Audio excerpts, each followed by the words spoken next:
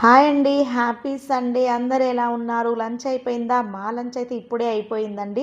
ఇక అన్నయ్య వాళ్ళ ఇంట్లోనే అనమాట లంచ్. ఇంకా లంచ్‌లో పెట్టిన స్వీట్ అయితే నేనిప్పుడు తింటున్నాను. మార్నింగే టిఫిన్ హెవీగా అనిపించింది. ఇడ్లీ, గారెలు, పల్లీ చట్నీ కారంతో లాగించేసాము. బ్రేక్‌ఫాస్ట్ హెవీగా అయింది అనుకుంటుండగా మళ్ళీ లంచ్‌లోకి బగారా రైస్, చుక్కకూర పప్పు, పచ్చి పులుసు, అప్పడాలు, పెరుగు, రవ్వ కేసరి చేశారు. సరే కొంచెం అన్నమైనా తిందాము అని పెరట్లోకి వెళ్ళి అరిటాకైతే కట్ చేసుకొని వచ్చాను. అన్నయ్య వాళ్ళ ఇంటికి వెళ్ళినప్పుడు దాదాపుగా అరిటాకులోనే తింటాం మేము అందరము.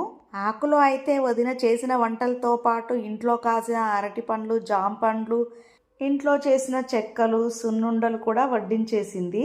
ఇవన్నీ ఎక్కడ తింటాంలే అని పక్కన పెట్టేసి అన్నం, పప్పు, పచ్చి పులుసు, అప్పడంతో అయితే తినేసాను. ఇంకా లాస్ట్లో రవ్వ కేసరి టేస్ట్ చేశాను. అన్నీ కూడా చాలా బాగున్నాయి. ఇవన్నీ చాలా అన్నట్టుగా బజార్ నుంచి కొన్ని పిండి వంటలు తీసుకొచ్చారు. కాజా, లడ్డు, పూర్ణాలు, కజ్జికాయలు, అరిసెలు, కారపూస. ఇవన్నీ ఇప్పుడెక్కడ తింటాము అనేసి ప్లేట్లో అరిటాకు వేసి ఇలా గార్నిష్ చేశాము. మీ ఇంట్లో కూడా ఇలాగే చేస్తారా? ఈ వీడియో నచ్చినట్లయితే ఒక చిన్న లైక్ చేయడం మర్చిపోకండి.